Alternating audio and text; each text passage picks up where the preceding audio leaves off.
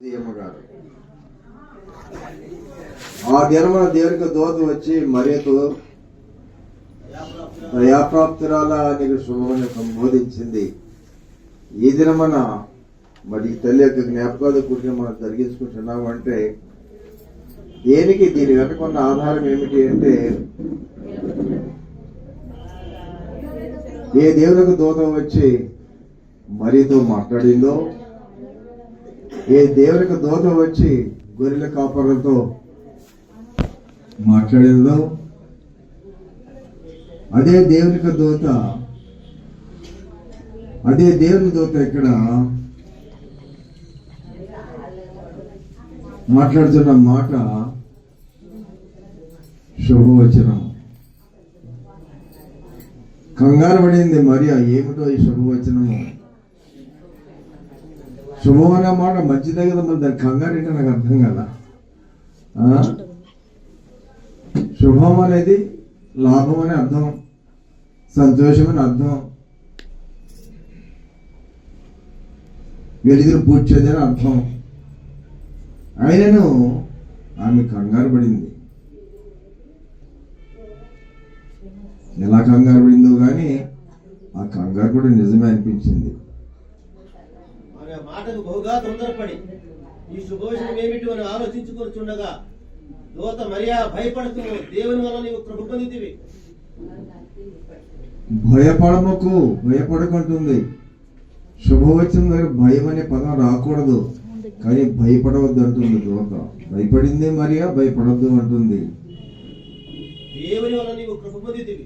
ఏమిటి భయం అంటే స్త్రీ పురుషుని యొక్క బంధము లేకుండానే గర్భము ధరించుట అనేటువంటి సందర్భానికి దేవునికి దూత వచ్చి నీకు అవకాశం ఇచ్చానంటుంది.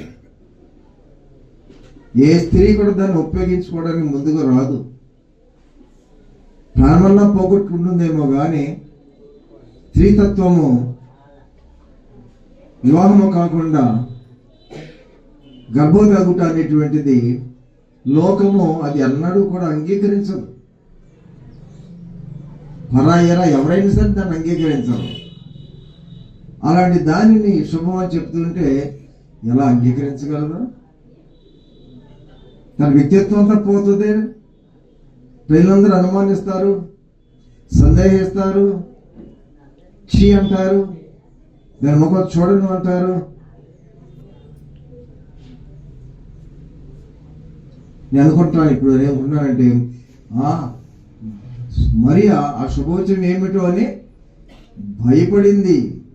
అవును, తనకు తెలియదు కానీ తన అంతరంగానికి అది భావం గ్రహించి ఉంటుంది, అందుకే కంగారు పడింది.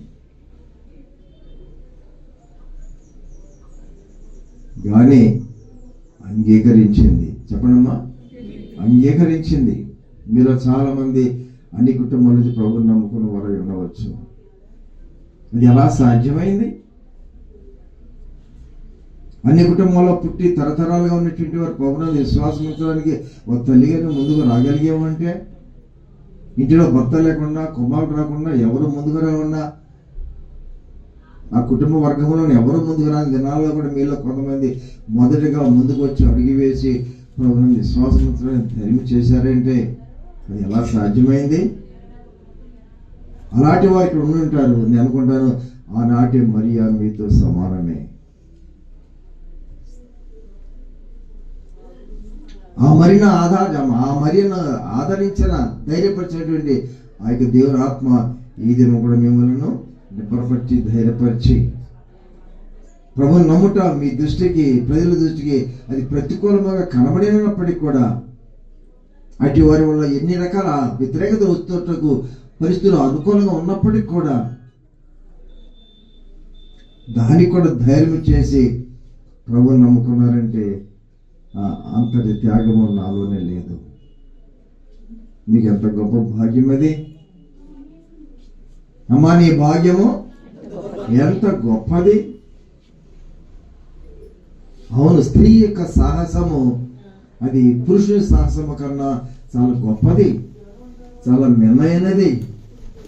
పురుషుడు కూడా సాధ్యం కానిది స్త్రీకి సాధ్యమవుట, రాజ్యం అవుట అనేటువంటిది ఏంటి గొప్పతనం అంటే మగోడు ఎడదిగినేస్తారా మగోడు లేరా అంటారు.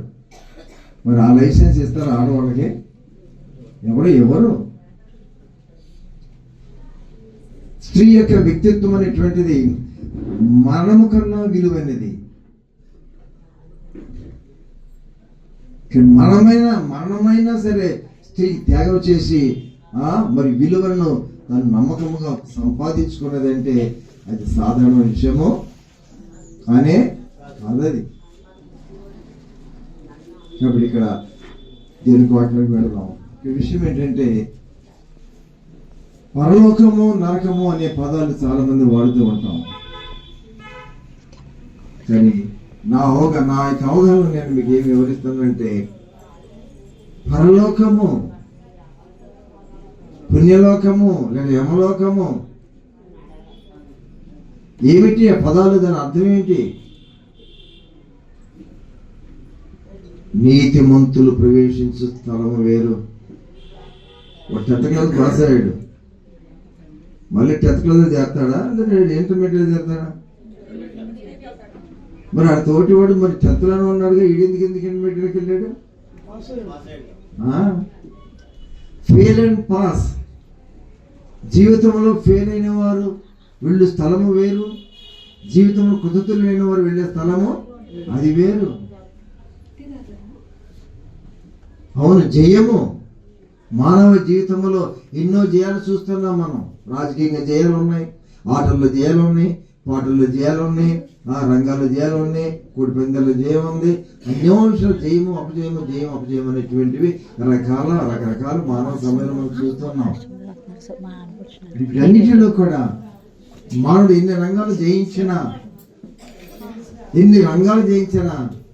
వాటన్నిటికన్నా గొప్పదైనటువంటి జయము తను జయించుట. The greater victory in the world is the overcoming himself. తాను జయించుట కన్నా మెనైనటువంటిది లేదు. తాను జయించుట వచ్చేటువంటి ఆధిక్యత, ఆ స్థలము, ఆ యొక్క ఉన్నత స్థితి భూమి మీద ఎక్కడ ఏ పదవితో పోల్చుకున్నా సరే వాటి అన్నిటికన్నా మిన్న. ఇక్కడ కూర్చున్న వాళ్ళు సీఎంలు ఉన్నారా, పిఎంలు ఉన్నారంటే సీఎంలు పిల్లలు లేరు, పిఎంలు లేకపోవచ్చు, లేకపోతే ఐఏఎస్ఎల్ లేకపోవచ్చు. వాటికన్నా గొప్పవారు ఉన్నారు. వారికన్నా ఉన్నతమైనటువంటి నడకలో అడుగు ముందుకు వేసేవారు ఉన్నారు. ఎవరు? లుదియమ్మ ప్రభునందు విశ్వాసం ఇచ్చింది కాబట్టి ఆమె తన ప్రభునందు విశ్వాసం ఇచ్చడం ద్వారా తన హృదయ స్థితిని శుద్ధీకరణ చేసుకుంది కాబట్టి, శుద్ధిగా తన ఆత్మను రూపకల్పన చేసుకుంది కాబట్టి శుద్ధి ఏమిటి? దేహశుద్ధి వేరు, ఆత్మశుద్ధి వేరు. ఏమండి? హృదయ శుద్ధి గలవారు ధన్యులు. హృదయ శుద్ధి ఏమిటి? హృదయ శుద్ధి. దేహానికి శుద్ధి ఉన్నది, ఆత్మకు శుద్ధి ఉన్నది. శుద్ధి అంటే ఒక మాటలో చెప్పాలంటే కోడిపెంట దొక్కాడు, శుద్ధి అంటుకుందా అశుద్ధి అంటుకుందా? ఇప్పుడు దాన్ని ఏం చేయాలి? అప్పుడు ఏమవుతాడు? మానవుడు జన్మతః పుణ్యాత్మ